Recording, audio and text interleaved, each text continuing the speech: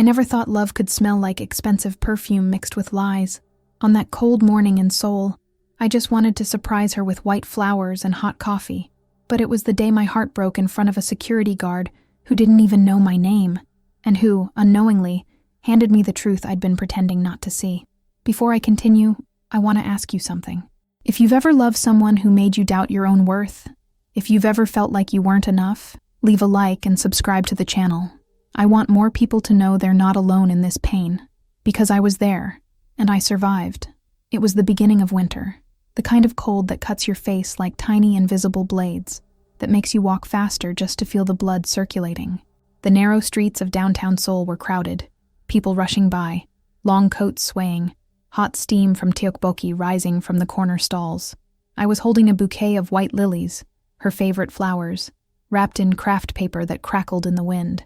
The cold of the wrapping touched my fingers, but inside my chest, there was a strange warmth, hope, perhaps, or illusion. I thought it would be a beautiful day. 2 years together deserved a simple, sincere gesture. She worked at a modern company, all glass and steel, in the heart of Jongno, the kind of place where everything seems clean, organized, perfect. I was a freelance photographer, living between the chaos of the streets and the silence of cheap cafes. We were different, but I believed love filled those distances. I wanted to bring hot coffee, flowers, and an unexpected "I love you." I thought she would laugh, that she would hug me at the entrance and tell me I was silly, that she would pull me close and whisper that she loved me too. But life rarely follows the script we write, and on that day, reality tore up the pages of my script and threw the pieces into the wind. When I arrived at the building, the security guard recognized me, an elderly man with a kind face, small, tired eyes, a polite smile of someone who spends all day greeting strangers. He looked at the bouquet and said, almost distracted, without imagining the damage those words would cause, "She already went up with the boss about 20 minutes ago." For a moment, the sentence didn't make sense. It was as if he had spoken in another language. I just repeated, confused. "With the boss?" He nodded, innocent, unconcerned. "Yes, they arrived together, went up laughing. Must be a meeting." Laughing. The word got stuck in my throat like a thorn. I felt my entire body freeze. The sound of cars on the street seemed distant, muffled, as if someone had put cotton in my ears. The smell of the flowers became nauseating, heavy. Time stopped. My heart was beating so hard I was sure he could hear it, laughing. I knew something was wrong. It wasn't jealousy. It wasn't silly insecurity. It was intuition, that kind of knowledge that lives deep in your chest, and that you ignore because it hurts too much to accept. Even so, I went up. I needed to see with my own eyes. The elevator seemed to take forever. Each number lighting up on the panel was a beat of my heart trying to warn me. Go back. Go down. Leave while you still can. But I didn't go down. I kept going up, up, up, straight into my own abyss. When the doors opened, I heard muffled laughter. Hers. She was in the hallway, leaning against the wall, with a coffee cup in her hand. The boss beside her, impeccable gray suit, expensive perfume, the kind of man who knows exactly the power he has. She was smiling, and that smile hadn't been for me in a long time. I knew. I always knew. But I never had the courage to admit it. I stood there, invisible, as if I were a ghost watching my own story end. The scene unfolded before me like a sad photograph, and I, who made a living photographing other people's lives, was now trapped in my own image of pain. When she saw me, the laughter disappeared. Her eyes widened, not with joy, with surprise, with embarrassment. "What are you doing here?" she asked, her voice nervous, almost irritated.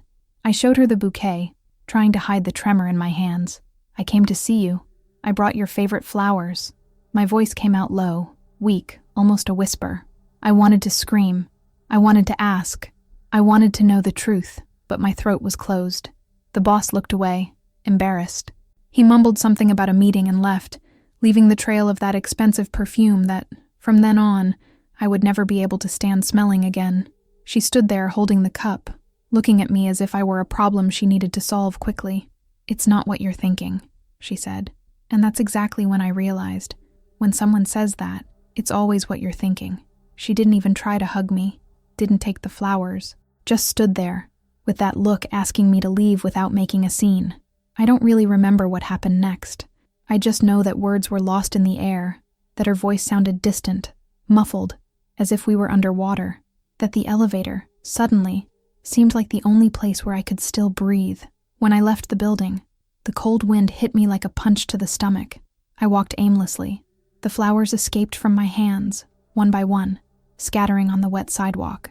I thought about running after them, gathering them back, but there was nothing left to save. When I saw those petals being carried away by the wind, I realized her love had already left long before me. I was just holding on to something that didn't exist anymore. That night, I sat on the floor of my small apartment in Mapo.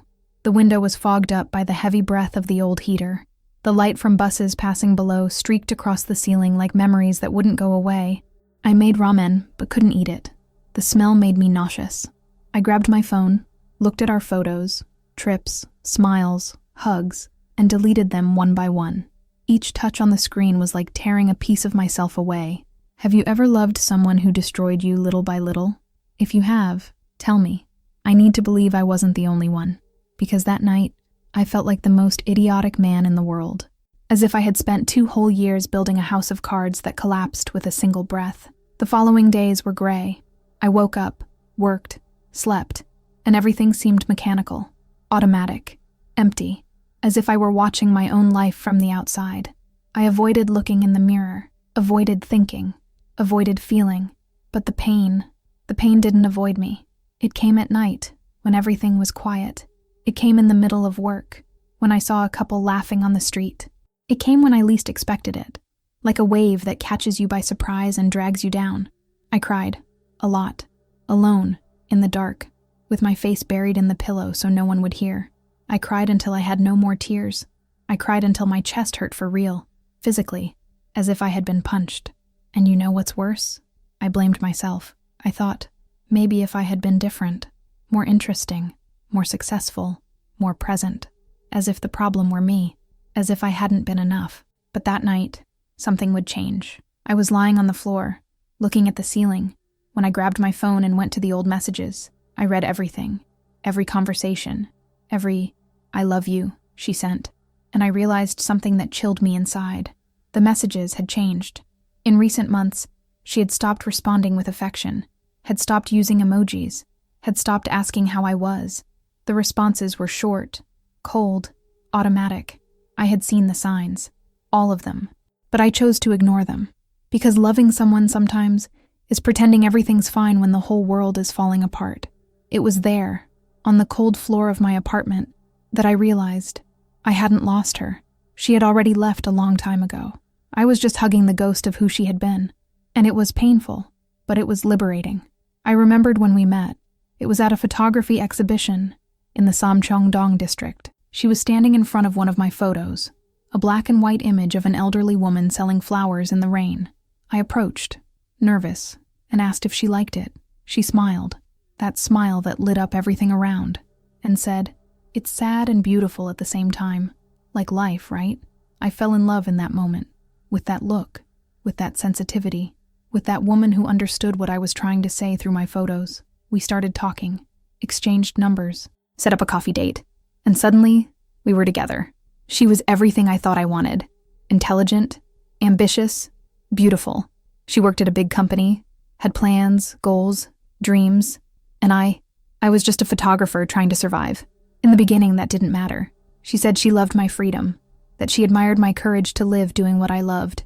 But over time, I noticed that what she said she admired began to bother her. "You need to think about the future," she would say, with that tone of someone who's worried. "Photography is beautiful, but can you make a living from it?" I tried to explain that yes, I was building my portfolio, that I had clients, that I was growing, but the doubt in her eyes never completely disappeared. And then, little by little, I started to mold myself. I started accepting jobs that didn't excite me, just because they paid better. I started photographing weddings, corporate parties, boring events, things that left me empty inside, but that made my bank account look more respectable.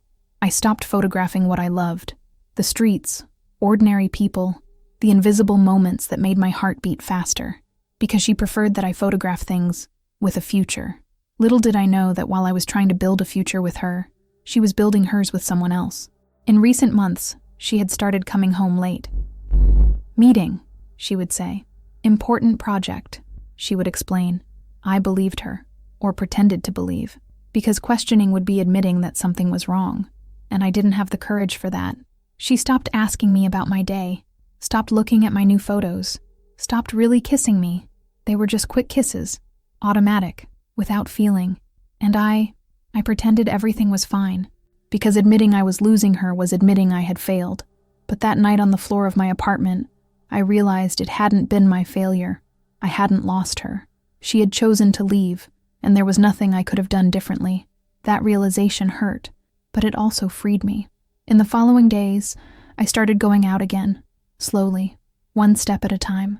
I called friends I had abandoned in recent months. They didn't judge me. They just hugged me and said, "We missed you." I grabbed my camera, the one that had been gathering dust in the corner, and returned to the streets. I photographed an elderly woman selling roasted chestnuts near Hongdae Station. She smiled at me, her small eyes disappearing into wrinkles. "You look sad, son. Want a free chestnut?" I accepted.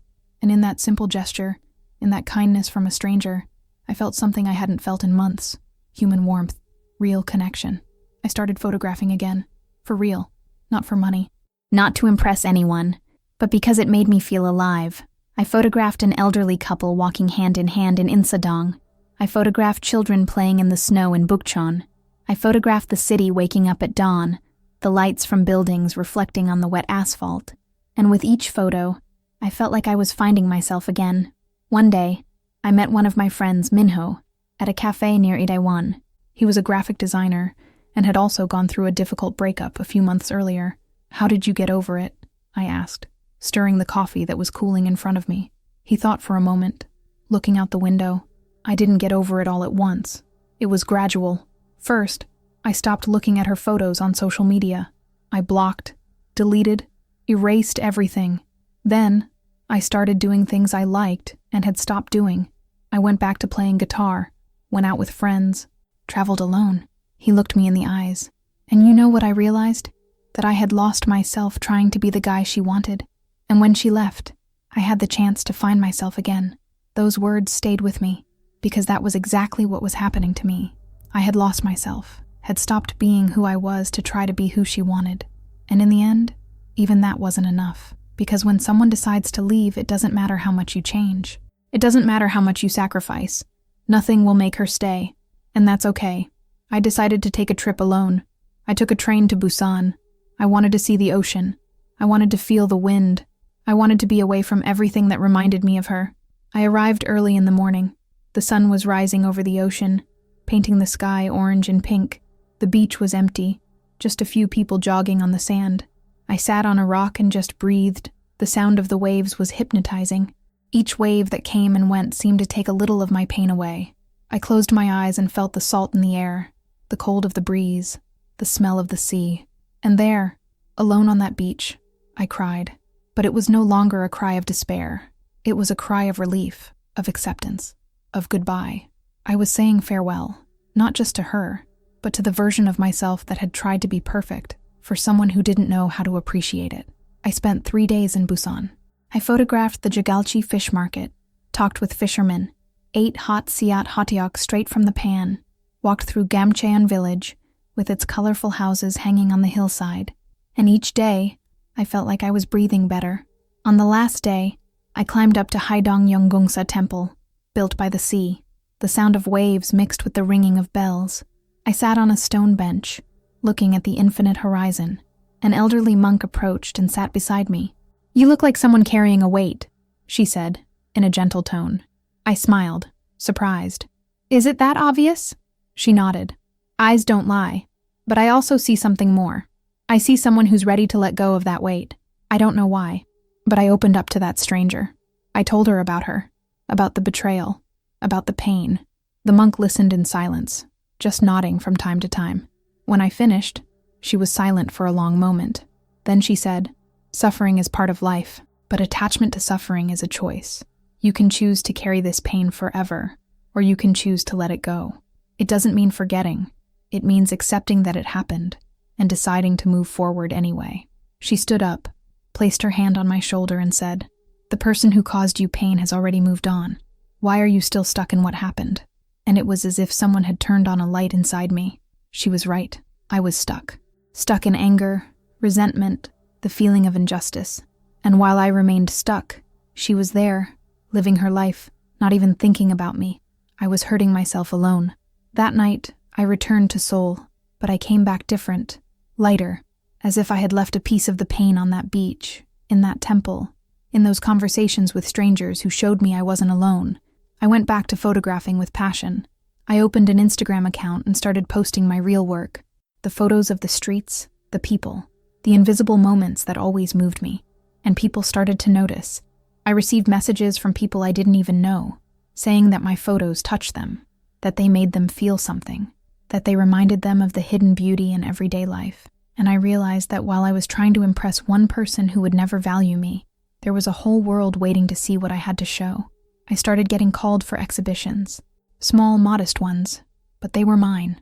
My work being recognized for what it really was, not for what someone thought it should be. One day, I received an invitation to participate in a collective exhibition in Insadong. The theme was New Beginnings. Perfect.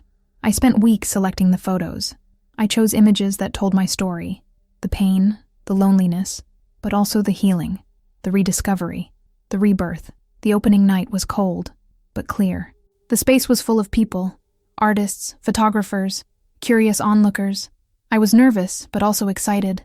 My photos were on the walls, framed, illuminated, and people stopped to look, really look.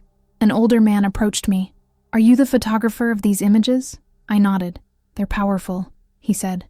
"You can feel the journey, the transformation. Congratulations." In that moment, I felt like I had found my place. It wasn't in her corporate world. It wasn't trying to be someone I wasn't. It was there, doing what I loved, being who I really was. And then, in the middle of the gallery, I saw her. She was standing in front of one of my photos, the photo of white lilies scattered on a wet sidewalk, the photo I had taken that day, the day everything fell apart. My heart accelerated for a second, but it wasn't fear, it wasn't anger, it was just surprise. She turned and saw me. For a moment, our eyes met. She looked different, more tired perhaps. Or maybe it was me seeing with different eyes. She approached, hesitant. "Hi," she said, her voice low. "Hi," I replied, calm. "Your photos are beautiful. You did it. You're following your dream." I looked at her and felt something strange. Compassion. Not love, not anger. Just a calm understanding that it had ended a long time ago. "Thank you," I said simply. She seemed to wait for me to say something more, but I had nothing more to say. I'm sorry. For everything," she murmured, looking at the floor. I took a deep breath. I was sorry too, for a long time. But now I just feel gratitude. She looked at me confused. "Gratitude?" I nodded.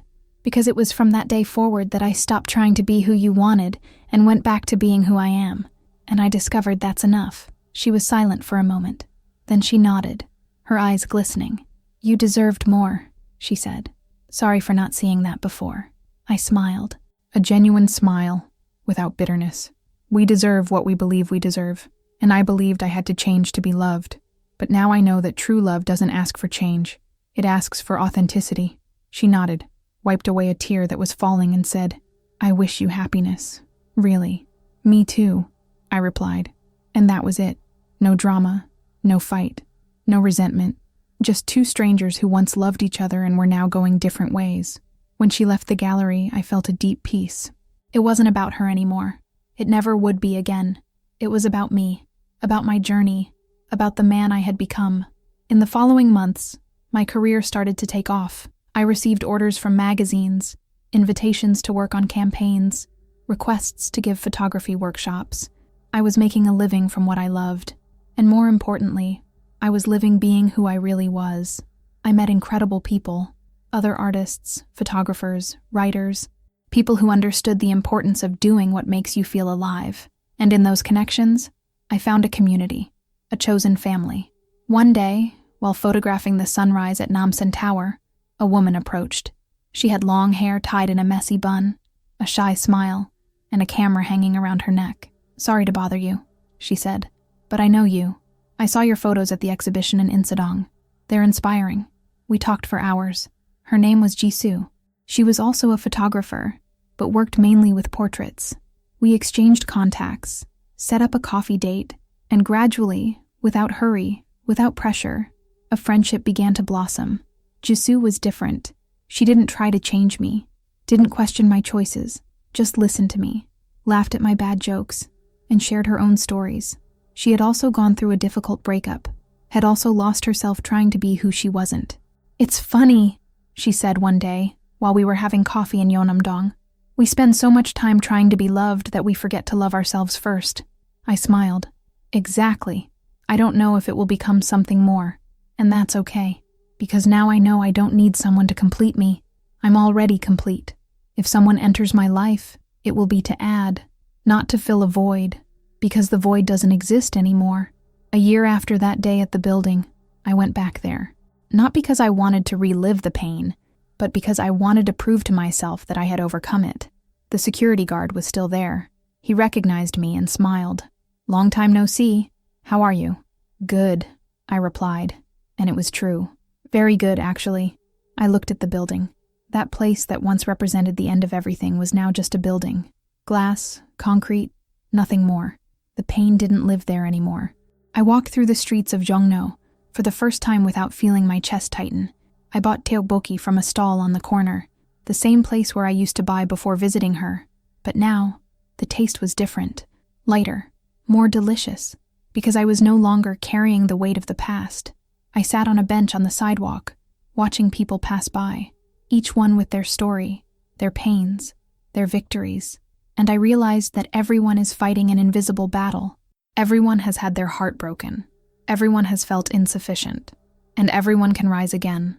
I grabbed my camera and photographed the street, the lights from the buildings, the steam rising from the stalls, people running to catch the subway, life happening, indifferent to our individual pains.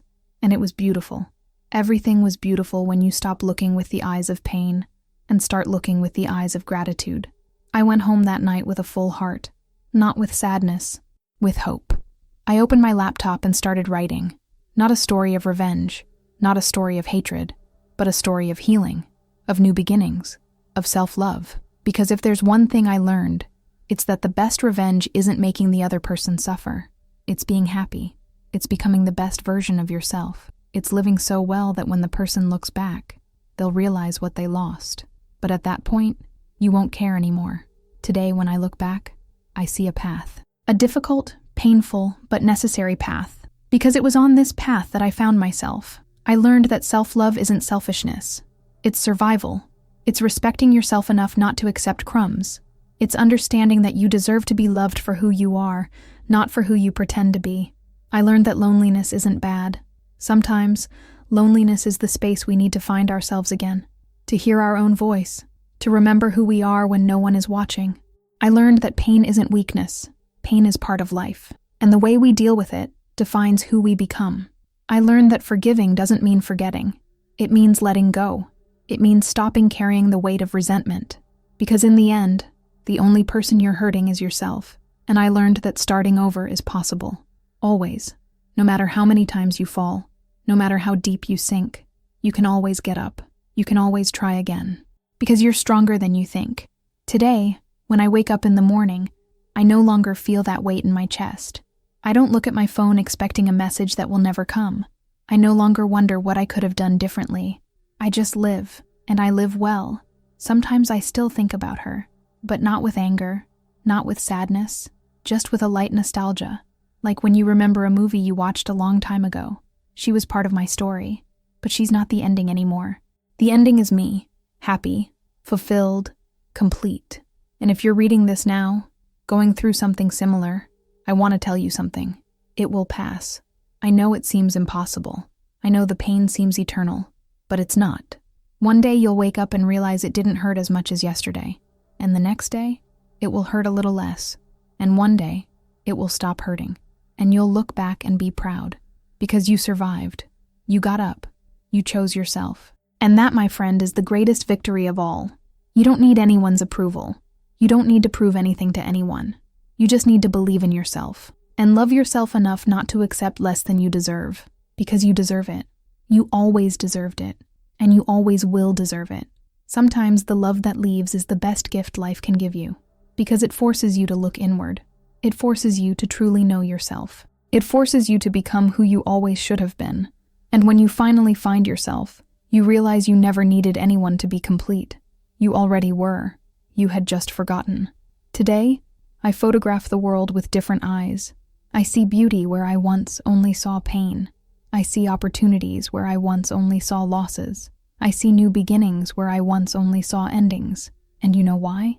Because I learned that the end of something is always the beginning of something else. The end of that relationship was the beginning of my freedom, the beginning of my authenticity, the beginning of my real happiness. And if you're in the middle of the storm right now, hold on tight, because on the other side there's sunshine, there's peace, there's you, stronger than ever, I promise. In Korea, I learned that even the coldest winter holds a spring, and sometimes the love that leaves is just the beginning of who we need to become. The cherry blossoms bloomed again, and I'm here, alive, whole, happy, photographing the beauty of the world, living my truth, being who I always was.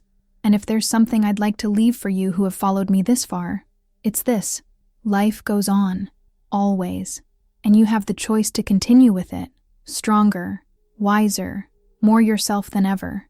So get up, wipe the tears, take a deep breath, and start over, because you can do it. I know you can, and one day, you'll look back and be grateful.